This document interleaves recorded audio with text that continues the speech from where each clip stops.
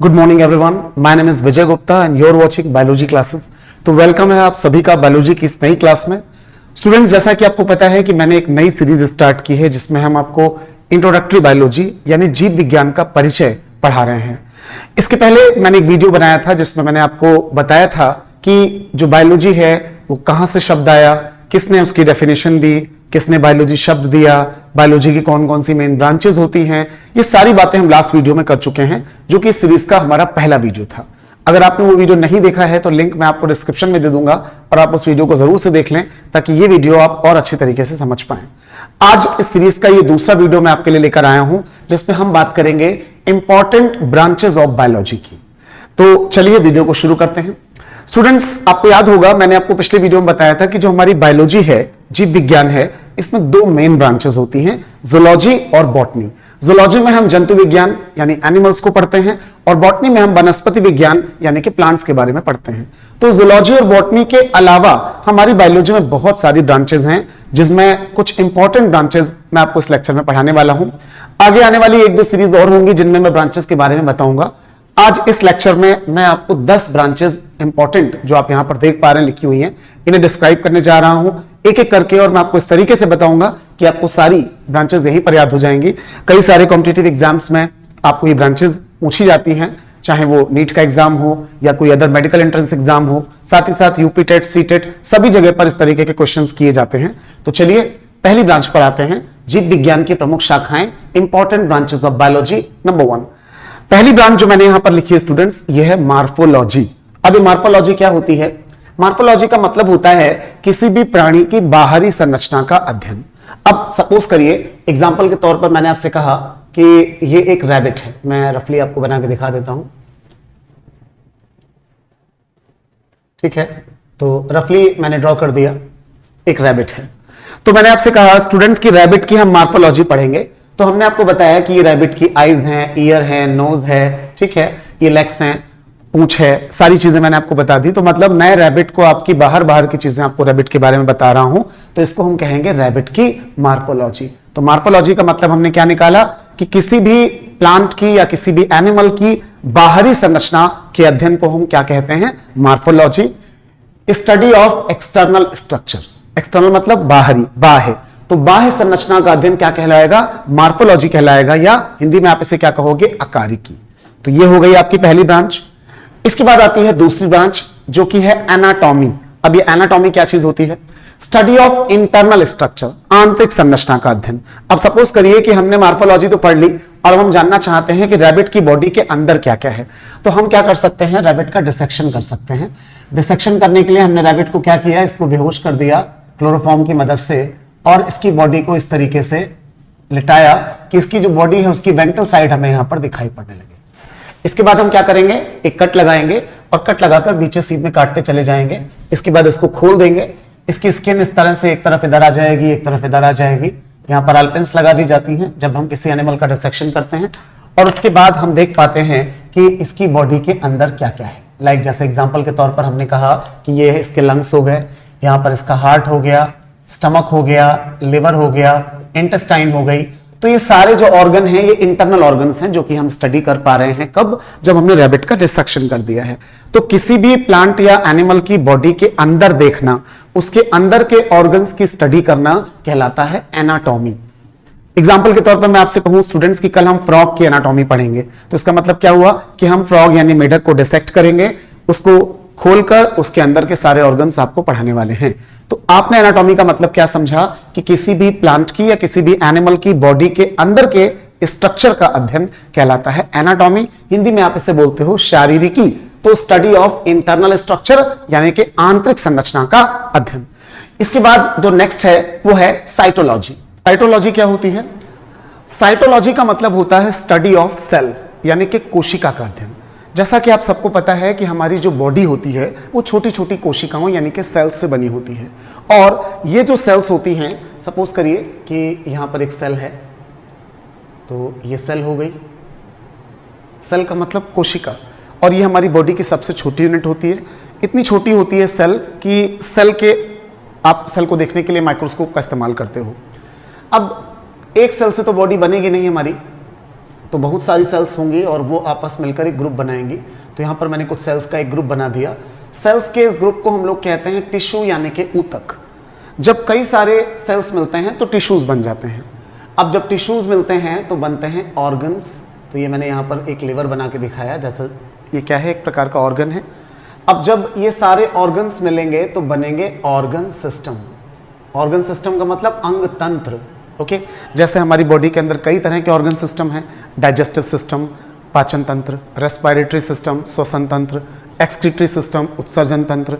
तो ये सारे जो तंत्र हैं इन्हीं को हम बोलते हैं ऑर्गन सिस्टम या अंग तंत्र। और जब ये सारे अंग तंत्र यानी ऑर्गन सिस्टम मिल जाते हैं तो बन जाती है हमारी बॉडी यानी कि पूरा शरीर। तो आपने क्या समझा कि बॉडी की सबसे छोटी यूनिट क्या हो गई, सेल। सेल के ग्रुप को हम क्या कहते हैं, टिश्यू। टिश्यू के ग्रुप को हम बोलते हैं ऑर्गन्स। ऑर्गन के ग्रुप को हम कहते हैं ऑर्गन सिस्टम। और ऑर्गन सिस्टम से मिलकर हमारी पूरी बॉडी बनी है। दुनिया में जितने लिविंग हैं सबकी बॉडी सेल्स से ही बनती है। सेल्स के अंदर ये जो हमने यहाँ पर गोल सा बना दिया है, ये क्या होता है, न्यूक्लियस मतलब केंद्रक। तो ये जो सेल होती है ये हमारी बॉडी की सबसे छोटी यूनिट होती है। Cell is the smallest unit of our body. तो ये जो सेल है यही हमारी पूरी बॉडी का निर्माण करती है। अब स्टूडेंट्स, ये जो सेल होती है इस सेल के अंदर बहुत सारे ऑर्गेनेल्स भी होते हैं छोटे छोटे, जैसे माइटोकॉन्ड्रिया, गाल्जी बॉडी, राइबोसोम्स। ये जो छोटे छोटे से ऑर्गेनेल्स हैं, कोशिकांग हैं, इन सभी की स्टडी और सेल की स्टडी कहलाती है साइटोलॉजी। तो साइटोलॉजी, जिसे हिंदी में हम कह रहे हैं कोशिका विज्ञान, यहाँ लिखा है स्टडी ऑफ सेल। आप लिख सकते हैं study of cell and cell organelles, कोशिका तथा इसके कोशिकांगों का अध्ययन। तो ये कहलाती है साइटोलॉजी। इसके बाद जो हमारा नेक्स्ट टर्म है वो है हिस्टोलॉजी। ये भी यहीं पर समझ लेते हैं। अभी मैंने आपको बताया कि सेल्स के ग्रुप को हम कहते हैं टिश्यू, हिंदी में आप इसे कहते हो ऊतक। तो जो टिश्यूज होते हैं, ऊतक होते हैं, इनकी स्टडी को कहा जाता है हिस्टोलॉजी। तो हिस्टोलॉजी का मतलब निकला स्टडी ऑफ टिश्यूज, यानी कि ऊतकों का अध्ययन क्या कहलाता है, हिस्टोलॉजी कहलाता है। ठीक है। नेक्स्ट आता है मायोलॉजी। अभी मायोलॉजी क्या है स्टूडेंट्स, हमारी पूरी बॉडी में आपको पता है कि मसल्स पाई जाती हैं। जैसे एग्जांपल के तौर पर मैंने आपसे कहा कि ये हमारा हाथ है, ठीक है, तो ये हमारा हाथ हो गया। अब हमारे इस हाथ में आपको पता है कि बेसिकली यहाँ पर बोन्स भी होंगी, तो मैंने यहाँ पर बोन्स बना दी, ठीक है। अब ये जो बोन्स होती हैं इनके ऊपर पाई जाती हैं मसल्स, पेशियां। तो जैसे मैंने ये रेड कलर से एक मसल यहाँ पर दिखा दी, ठीक है, फिर एक और मसल यहाँ पर दिखा दी। तो इस तरह से मसल्स कहाँ हैं, हमारी बोन्स के साथ अटैच होती हैं, चिपकी होती हैं। और हमारी बॉडी में कई तरह की मसल्स होती हैं जिनके बारे में आगे के वीडियोस में मैं आपको पढ़ाऊंगा। तो ये जो मसल्स होती हैं, पेशियां होती हैं, इनकी जो स्टडी होती है वो कहलाती है मायोलॉजी। तो study of muscles is known as myology. तो ये एक मसल है और मसल्स की स्टडी को हम क्या कहते हैं, मायोलॉजी। तो हमने यहाँ पर 5 ब्रांचेस आपको बता दी, एक बार रिवाइज कर लेते हैं। Morphology, study of external structure, बाहरी संरचना का अध्ययन। Anatomy, study of internal structure, आंतरिक संरचना का अध्ययन। साइटोलॉजी, कोशिका विज्ञान यानी study of cell and cell organelles, कोशिका और इसके कोशिकांगों का अध्ययन। इसके बाद है हिस्टोलॉजी, हिंदी में कहेंगे ऊतक विज्ञान, स्टडी ऑफ टिश्यूज यानी कि ऊतकों का अध्ययन। और फिर मैंने आपको बताया मायोलॉजी, पेशी विज्ञान यानी कि स्टडी ऑफ मसल्स, पेशियों के अध्ययन को हम कहते हैं मायोलॉजी।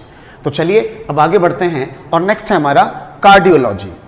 तो ये कार्डियोलॉजी क्या होती है स्टूडेंट्स, कार्डियोलॉजी होती है हिंदी में हृदय विज्ञान, स्टडी ऑफ हार्ट।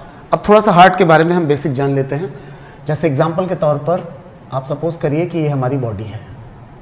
यहाँ पर मैं कुछ हार्ट के बारे में बेसिक सी बातें बता रहा हूँ, बाकी डिटेल तो मैं आपको हार्ट की वीडियो में पहले ही पढ़ा चुका हूँ। तो सपोज करें कि ये हमारी बॉडी है।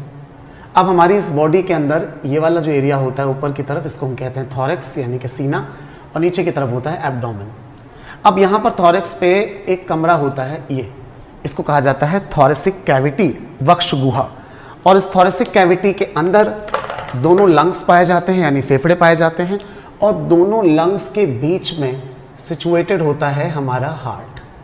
तो ये एक हार्ट का रफ डायग्राम मैं आपको यहाँ पर रफली बना के दिखाई दे रहा हूँ।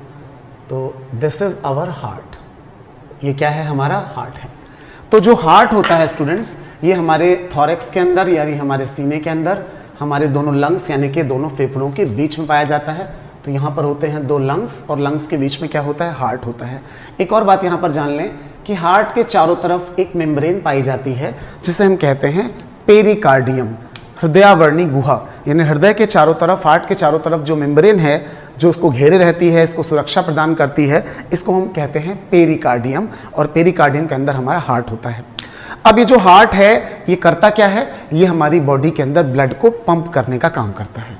इस हार्ट की स्टडी को हम कहते हैं कार्डियोलॉजी, यानी कि हृदय विज्ञान, स्टडी ऑफ हार्ट। अब यहाँ पर एक और शब्द जान लें, जो हार्ट के डॉक्टर्स होते हैं जिन्हें हिंदी में हम लोग कहते हैं हृदय रोग विशेषज्ञ, उन्हीं को इंग्लिश में कह दिया जाता है हार्ट स्पेशलिस्ट, और बायोलॉजी में उनके लिए वर्ड आता है कार्डियोलॉजिस्ट। तो कार्डियोलॉजी से बना दिया क्या, कार्डियोलॉजिस्ट। तो जैसे अगर कोई हार्ट का डॉक्टर है तो वो अपनी डिग्री के सामने क्या लिख सकता है, कार्डियोलॉजिस्ट है वो। सामान्य भाषा में आप उसे हार्ट स्पेशलिस्ट कह देते हो, लेकिन बायोलॉजी में आप उसे क्या याद रखोगे, कार्डियोलॉजिस्ट।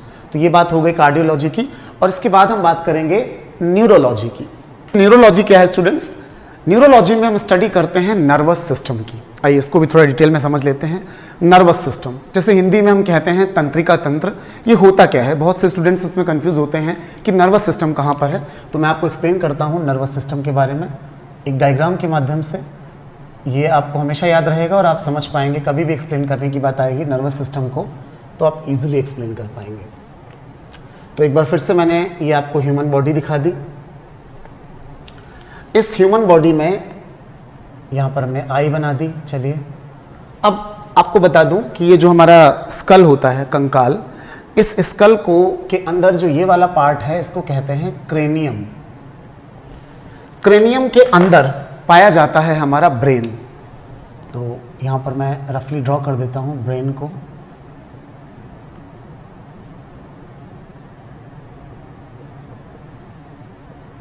तो ये मैंने रफली बना दिया ह्यूमन का ब्रेन। तो ये हो गया ब्रेन। तो क्रेनियम के अंदर क्या है, हमारा ब्रेन है, ठीक है। अब ब्रेन से एक रॉड जैसा स्ट्रक्चर निकलता है जिसको हम कहते हैं स्पाइनल कॉर्ड, तंत्रिका रज्जु, और ये हमारी रीढ़ की हड्डी यानी वर्टिब्रल कॉलम के अंदर से गुजरता है। तो this is the spinal cord. तो पहली की चीज क्या हो गई, ब्रेन, और दूसरी क्या चीज हो गई, स्पाइनल कॉर्ड। अब क्या होता है कि स्पाइनल कॉर्ड से बहुत सारी नर्व्स, मतलब कि तंत्रिकाएं निकलती हैं, और ये नर्व्स निकलकर हमारी बॉडी के हर पार्ट में जाती हैं और इंफॉर्मेशंस को ब्रेन से बॉडी तक और बॉडी से ब्रेन तक लेकर आती हैं। कुछ नर्व्स ऐसी होती हैं जो डायरेक्टली ब्रेन से जुड़ी होती हैं, जैसे आंख से निकलकर, नाक से निकलकर, जीभ से, कान से। तो आपने देखा कि 3 मुख्य चीज़ें आपको मैंने बताई। सबसे पहली क्या चीज़ बताई गई, ब्रेन, जो कि यहाँ पर है क्रेनियम के अंदर। फिर ब्रेन से निकलने वाली रॉड को हम क्या कहते हैं, स्पाइनल कॉर्ड, और स्पाइनल कॉर्ड से बहुत सारी ब्रांचेस निकली हैं जिनको हम कहते हैं नर्व्स, और कुछ नर्व्स डायरेक्टली ब्रेन से भी जुड़ी होती हैं। तो ये जो 3 चीज़ें हैं, ब्रेन, स्पाइनल कॉर्ड और नर्व्स, ये 3 चीज़ें मिलकर हमारी बॉडी के अंदर जो सिस्टम बना रही हैं, उस सिस्टम को हम कहते हैं नर्वस सिस्टम, हिंदी में तंत्रिका तंत्र। एक और ख़ास बात यहाँ पर जान लें कि ये जो हमारी नर्व्स हैं, ये रेड कलर का पूरा एरिया है नर्वस सिस्टम का, इसकी जो एक सेल होती है उसे हम लोग हिंदी में तंत्रिका कोशिका, इंग्लिश में नर्व सेल, और बायोलॉजी में उसे हम न्यूरॉन के नाम से जानते हैं। और आपको बता दूं कि हमारा पूरा तंत्रिका तंत्र यानी नर्वस सिस्टम किससे बना होता है, न्यूरॉन से ही बना होता है। तो न्यूरॉन जो होती है वो हमारे नर्वस सिस्टम की एक यूनिट होती है, और इस न्यूरॉन को हम लोग नर्व सेल या तंत्रिका कोशिका के नाम से जानते हैं। अब ये जो सिस्टम है ये करता क्या है, आपको बता दूं कि बाहर से सारी इंफॉर्मेशन हमारे ब्रेन तक लाने के लिए यही रिस्पॉन्सिबल है। अब सपोज करिए कि हम लोगों ने किसी चीज़ को देखा, तो देखने से सबसे पहले उसकी जो इमेज होगी वो कहाँ बनेगी, हमारी आई के रेटिना पर, और आई के रेटिना पर जो भी इमेज बनेगी उसकी इंफॉर्मेशन नर्व से कहाँ जाएगी, ब्रेन में, और ब्रेन बता पाएगा कि ये क्या चीज़ है। अब एग्जाम्पल के तौर पर जैसे मैंने आपसे पूछा कि ये क्या है, तो आपने इसे देखकर कहा कि ये मार्कर है। तो मार्कर देखने के लिए आपने क्या किया, आपकी जो इमेज है मार्कर की वो पहले रेटिना पर बनी, इंफॉर्मेशन कहाँ गई, नर्व्स के द्वारा ब्रेन में, और ब्रेन ने एनालाइज किया कि ये क्या चीज़ है। तो हमें लगभग 7-8 साल की एज में ये पता चल गया था कि इसका नाम मार्कर होता है, और हम तब से ये जानते हैं, तो हमने तुरंत रिकॉल करके कह दिया कि ये मार्कर है। अब ऐसे ही कोई अदर चीज़ आपको दिखाई जाती है, कुछ भी मैं आपको दिखाऊंगा, तो आप उसे देखकर तुरंत आइडेंटिफाई करके बता पाते हो ये कैसे पॉसिबल हुआ, नर्वस सिस्टम की मदद से। एक और एग्जाम्पल समझें कि हमने आपसे कहा कि आप अपनी बुक्स ओपन करिए, तो इस पूरी प्रक्रिया में हमारी आवाज़ सबसे पहले कहाँ टकराई, आपके कानों से। कानों से ये इंफॉर्मेशन नर्व्स के द्वारा कहाँ जाएगी? ब्रेन में। अब ब्रेन एनालाइज करेगा कि क्या कहा गया है, बुक्स निकालने के लिए कहा गया है। किसने कहा है? टीचर ने कहा है, तो टीचर की बात तो हमें माननी पड़ेगी। तो तुरंत हमारे जो ब्रेन है वो रिस्पॉन्स देगा नर्व्स को जो हाथों में होंगी, और हाथों की नर्व्स मसल्स से अटैच होंगी। वो मसल्स आपकी बुक्स को खोलने में आपकी मदद करेंगी।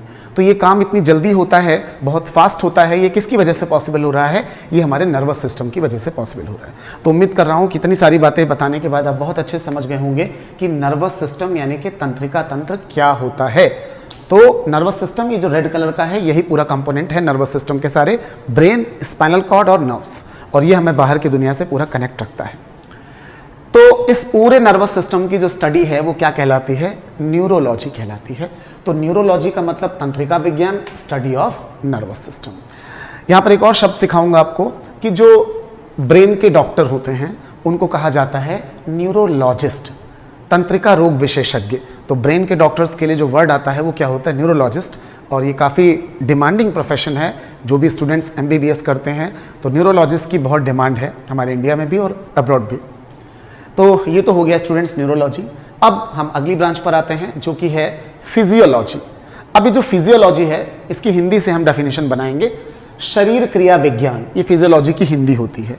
अब फिजियोलॉजी की हिंदी तो आपने जान ली, शरीर क्रिया विज्ञान, शरीर की क्रियाओं का विज्ञान। मतलब हमारी बॉडी के अंदर बहुत सारी क्रियाएं होती हैं। जैसे आपने पढ़ा और देखा कि हमारी बॉडी में एक प्रोसेस हो रही है, दैट इज द डाइजेशन, पाचन। एक प्रक्रिया हमारी बॉडी के अंदर हो रही है रेस्पायरेशन, श्वसन। एक प्रक्रिया हमारी बॉडी के अंदर हो रही है एक्सक्रीशन, ठीक है। एक प्रक्रिया हो रही है रिप्रोडक्शन। तो ये सारी जो प्रक्रियाएं हमारी बॉडी के अंदर हो रही हैं इन्हें हम कहेंगे फिजियोलॉजिकल एक्टिविटीज, ठीक है। ये जो फिजियोलॉजिकल एक्टिविटीज हैं, जैविक क्रियाएं हैं, ये सारी क्रियाओं की स्टडी कहलाती है फिजियोलॉजी। तो फिजियोलॉजी में हम क्या पढ़ते हैं? शरीर की विभिन्न क्रियाओं का अध्ययन, study of different physiological activities, जैसे पाचन, digestion, respiration, circulation, excretion etcetera. तो ये सब की स्टडी क्या कहलाती है? फिजियोलॉजी। अब यहां पर एक बात और जान लें कि जो फिजियोलॉजी है ये फिर से दो ब्रांचेस में बटी है, प्लांट फिजियोलॉजी और एनिमल फिजियोलॉजी।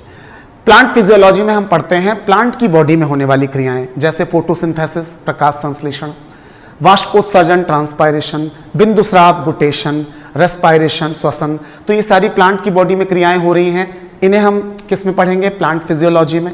और जो एनिमल्स की बॉडी में होने वाली चीजें हैं, जैसे डाइजेशन, सर्कुलेशन, एक्सक्रीशन, पाचन, उत्सर्जन, तो ये सब चीजें एनिमल की बॉडी में हो रही हैं, तो इन्हें हम कह देंगे एनिमल फिजियोलॉजी। अब एनिमल फिजियोलॉजी की जगह पर अगर हम यही चीजें ह्यूमन के केस में पढ़ रहे हैं तो हम इसे ह्यूमन फिजियोलॉजी भी कह सकते हैं। ओके, तो ये बात हो गई फिजियोलॉजी के बारे में। अब जो नेक्स्ट बात है वो है माइक्रोबायोलॉजी के बारे में, यानी कि सूक्ष्म जैविकी। ये क्या चीज होती है? आपको पता है कि हमारे आसपास बहुत सारे सूक्ष्म जीव यानी माइक्रो ऑर्गेनिजम्स होते हैं, जैसे वायरस, बैक्टीरिया, फंगाई। ये कुछ ऐसे छोटे छोटे से जीव हैं जिन्हें हम हिंदी में सूक्ष्म जीव, इंग्लिश में कहते हैं माइक्रो ऑर्गेनिजम्स। और ये जो माइक्रो ऑर्गेनिजम्स होते हैं इनकी स्टडी को हम कहते हैं माइक्रोबायोलॉजी। तो सपोज करिए आप मेरी क्लास में आए और मैं आपको पढ़ा रहा हूं बैक्टीरिया, तो मैं क्या पढ़ा रहा हूं आपको? माइक्रोबायोलॉजी पढ़ा रहा हूं। मैं आपको वायरस पढ़ा रहा हूं तो क्या चल रहा है? माइक्रोबायोलॉजी, यानी बायोलॉजी की वो ब्रांच जिसमें हम माइक्रो ऑर्गेनिजम्स यानी कि सूक्ष्म जीवों को पढ़ते हैं, जैसे बैक्टीरिया, वायरस आदि को, उन्हें हम कहते हैं माइक्रोबायोलॉजी। इसके बाद हम आ जाते हैं, तो ये हो गया स्टडी ऑफ माइक्रो ऑर्गेनिजम्स, आप बढ़ा सकते हैं, such as bacteria, viruses etcetera. Now the last branch is taxonomy. What is taxonomy? Hindi होती है वर्गीकरण विज्ञान या फिर वर्गीकी। अब ये क्या चीज है, आइए जानते हैं इसको। Study of classification. अभी क्लासिफिकेशन क्या होता है, चलिए इन शॉर्ट आप समझिए इसको भी। आपको पता है कि दुनिया में लाखों तरह के एनिमल्स हैं और लाखों तरह के प्लांट्स हैं। इतनी ज़्यादा संख्या, इतनी ज़्यादा वैरायटी है इनमें कि वैज्ञानिकों को इनका अलग अलग अध्ययन करने में बहुत ज़्यादा असुविधा होती थी। तो वैज्ञानिकों ने क्या किया, अपनी सुविधा के लिए इन्हें ग्रुप्स में बांट दिया। एग्जाम्पल के तौर पर जैसे अगर हम एनिमल्स की बात करें तो एनिमल्स को बांटा गया प्रोटोजोआ, पोरीफेरा, सिलेंट्रेटा, प्लेटीहेलमिन्थीज, एस्केलमिन्थीज। ये सब क्या है? फाइलम है, संघ है, जिन पर मैं पहले भी आपको पढ़ा चुका हूँ। तो ये जो सारे फाइलम हम जानते हैं, प्रोटोजोआ, पोरीफेरा, एक एक तरह के जंतुओं को एक एक जगह पर रख दिया गया। जैसे जो यूनिसेलुलर थे, एक कोशिका वाले, उन्हें हमने प्रोटोजोआ में रख दिया। जो स्पंज थे उनको हमने पोरीफेरा में रख दिया। जो इंसेक्ट थे उनको हमने आर्थ्रोपोडा में रख दिया। जो हड्डी वाले जंतु थे उनको हमने कॉर्डेटा में रख दिया। तो वैज्ञानिकों ने अपनी सुविधा के लिए जो अलग अलग फाइलम बनाए हैं ये कहलाएगा जंतुओं का वर्गीकरण यानी क्लासिफिकेशन ऑफ एनिमल्स। ऐसे अगर हम प्लांट्स की बात करें तो दुनिया में बहुत कैटेगरीज हैं प्लांट्स की। जैसे कुछ जो छोटे छोटे प्लांट होते हैं जो पानी में होते हैं उन्हें हमने एल्गी शैवाल नाम दे दिया। थोड़ा और डेवलपमेंट हुआ प्लांट्स का, हमने उन्हें ब्रायोफाइटा कहा, देन हमने कहा टेरिडोफाइटा, जिम्नोस्पर्म, एंजियोस्पर्म। तो ये सब क्या है, प्लांट के अलग अलग ग्रुप्स हो गए। तो ये सारे वैज्ञानिकों ने क्यों बनाए हैं, ताकि अध्ययन में सुविधा हो। तो इसी को हम बोलते हैं क्लासिफिकेशन या फिर वर्गीकरण। और क्लासिफिकेशन की जो स्टडी होती है स्टूडेंट्स, उसे कहा जाता है टैक्सोनॉमी या वर्गीकरण विज्ञान। इसे वर्गीकी भी बोलते हैं हिंदी में। तो study of classification is known as taxonomy. तो ये 5 ब्रांचेस मैंने आपको और बाद में बता दी, एक बार इनको भी रिवाइज कर लेते हैं। कार्डियोलॉजी में मैंने आपको बताया स्टडी ऑफ हार्ट यानी कि हृदय का अध्ययन। न्यूरोलॉजी में मैंने आपको बताया स्टडी ऑफ नर्वस सिस्टम यानी तंत्रिका तंत्र का अध्ययन, जो कि यहां पर बना हुआ है। फिजियोलॉजी में मैंने आपको बताया शरीर की क्रियाओं का विज्ञान यानी study of different physiological activities of body, जैसे such as digestion, respiration, circulation etcetera. इसके बाद माइक्रोबायोलॉजी में आपको बताया गया सूक्ष्म जैविकी यानी सूक्ष्म जीव जो होते हैं बैक्टीरिया, वायरस, फंगाई, इन सभी की जो स्टडी होती है उसको हम कहते हैं माइक्रोबायोलॉजी। और इसके बाद लास्ट में आपको बताया गया टैक्सोनॉमी, वर्गीकरण विज्ञान, स्टडी ऑफ क्लासिफिकेशन यानी कि वर्गीकरण का अध्ययन कहलाता है टैक्सोनॉमी। तो उम्मीद कर रहा हूं कि ये सारी जो 10 ब्रांचेस मैंने इस वीडियो में आपको बताई हैं ये आपको अच्छे से समझ में आ गई होंगी। फिर भी अगर आपको किसी पॉइंट में कोई कंफ्यूजन है तो बिल्कुल आप कमेंट सेक्शन में मुझसे पूछ सकते हैं, मैं पूरी कोशिश करूंगा आपको रिप्लाई करने की। इसके बाद जो अगला लेक्चर में लेकर आऊंगा उसमें भी मैं आपको अगली कुछ 10 इंपॉर्टेंट ब्रांचेस पढ़ाने वाला हूं। तो 2-3 वीडियोस में अभी ब्रांचेस पर बनाऊंगा जो खास मुझे लगेंगे इंपॉर्टेंट ब्रांचेस हैं, एग्जाम्स में बार बार पूछी जाती हैं उन पर। और उसके बाद आपसे सजेशन भी चाहूंगा कि इंट्रोडक्शन में आप और क्या पढ़ना चाहते हैं, तो आप मुझे बिल्कुल कमेंट सेक्शन में बताइएगा। मैं कोशिश करूंगा कि अपने वीडियोस में आपके बताए गए टॉपिक्स को इंक्लूड कर पाऊँ। तो इस वीडियो में फिलहाल इतना ही, मिलते हैं अगली सीरीज के साथ जल्द ही। Thanks for watching, have a good day.